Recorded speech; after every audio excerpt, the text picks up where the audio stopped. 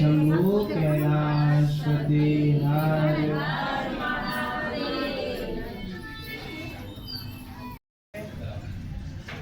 कि ऋषि मुनि के यहाँ एक संतान थी, उनका नाम मैं आपको कल बताऊंगी, इसी पुराण में लिखा है, मुझे याद नहीं, मैं पढ़ूंगी इसको। लेकिन ऋषि मुनि की जो संतान थी वो शिव भक्त थी। कौन भक्त थी?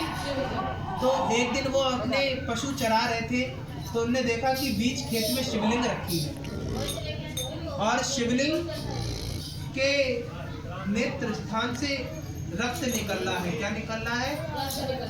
खून निकल रहा है। ये देख कर के मैं बड़े भयभीत हो गए। और रक्त क्यों निकल रहा है अब मैं आपको बताती हूँ। जो त्रिराक्षस थे उस शिवलिंग में दिव्य नेत्र थे। क्या नेत्र थे? और वो नेत्र उचेल करके वो राक्षस, ये बात आप कभी कथा आपने उसमें सुनना, धैर्य से मैं जल्दबाजी में सुना दे रही हूँ। तो राक्षस वह नेत्र उचेल करके ले गए थे। क्या करके ले गए थे? तो जिस कारण वहां जो दिव्य नेत्र थे उनका रक्त कम से कम बहता जा रहा है। इतना रक्त बह गया था कि एक दिन के अंदर वहां सागर सा बन गया। क्या बन गया?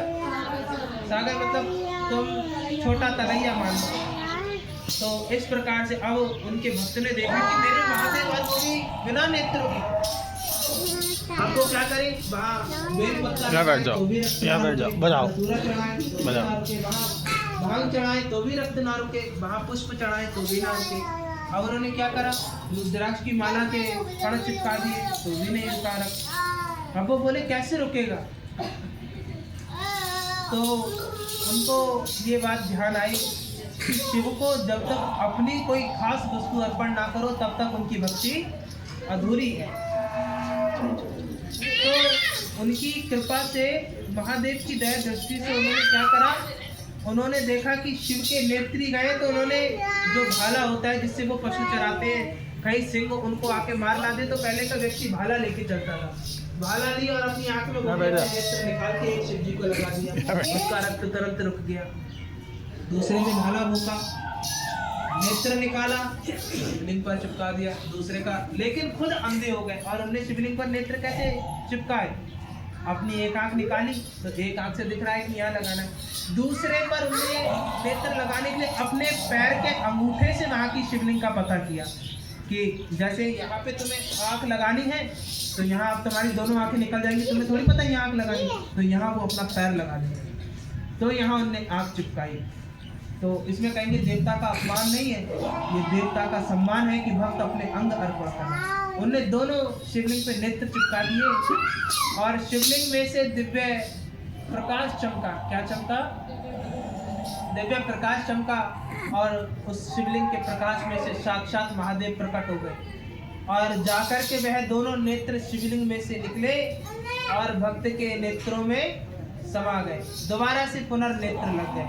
मतलब जैसे सुना होगा तारा रानी की कथा में भक्त अपना रोज सर काट के चढ़ा रहा था, रोज भक्ति भाव से भगवती उसका सर जोड़ देती थी।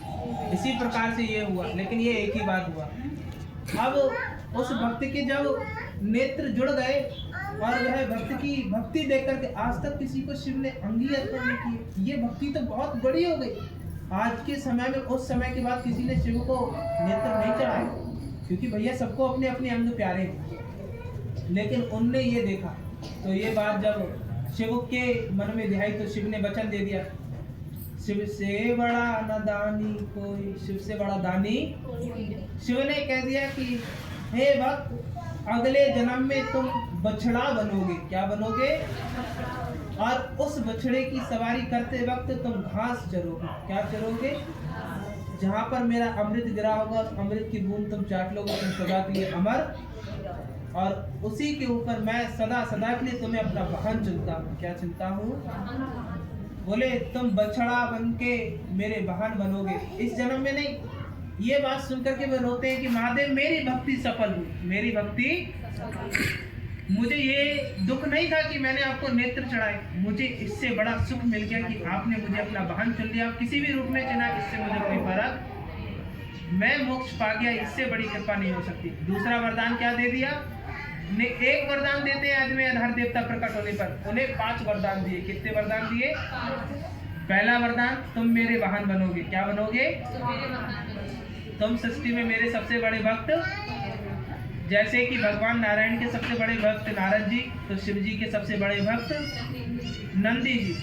तो नंदी जी आप मेरे सबसे बड़े भक्त बनोगे। और दूसरी तीसरी भविष्यवाणी कि जहाँ भी मैं विराजमान होगी मेरी आत्म शिवलिंग, उस शिवलिंग के मुख के सामने तुम सदा विराजमान होगे, उस मुख के सामने तुम सदा।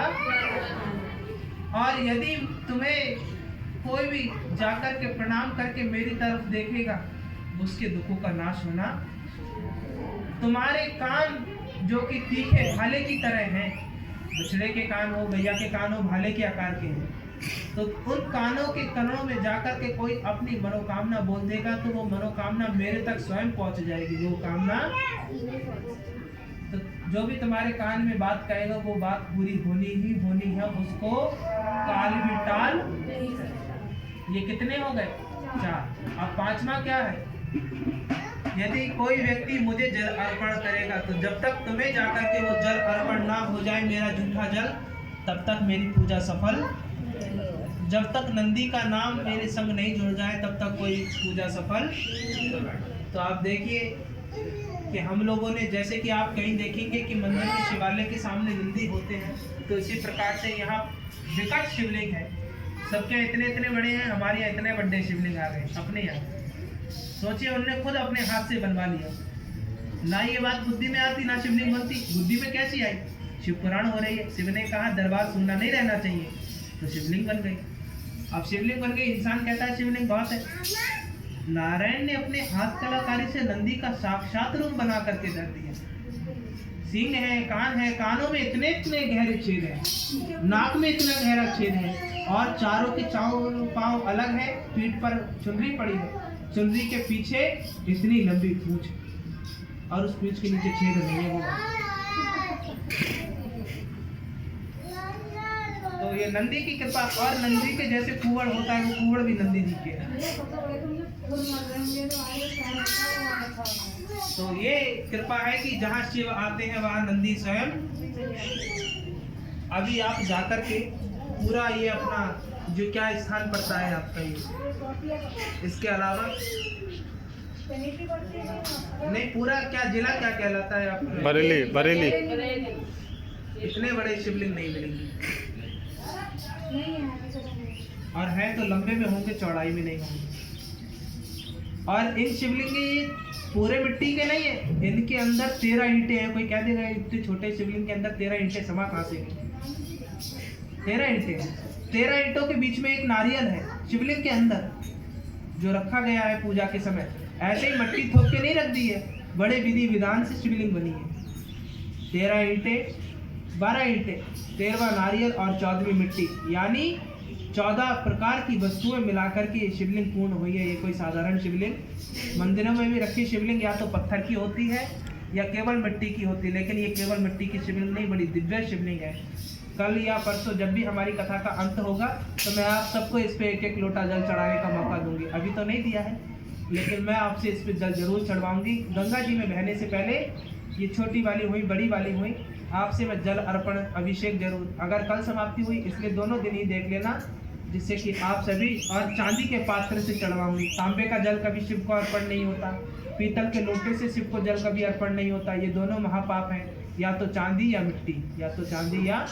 तो हमारे पास चांदी की इतनी बड़ी कटोरी है, उसी से आपके साथ हम जल अर्पण करें। अब दूसरी कृपा सुनिए। अब नंदी जहाँ जहाँ जाए वहाँ वहाँ सुख आए।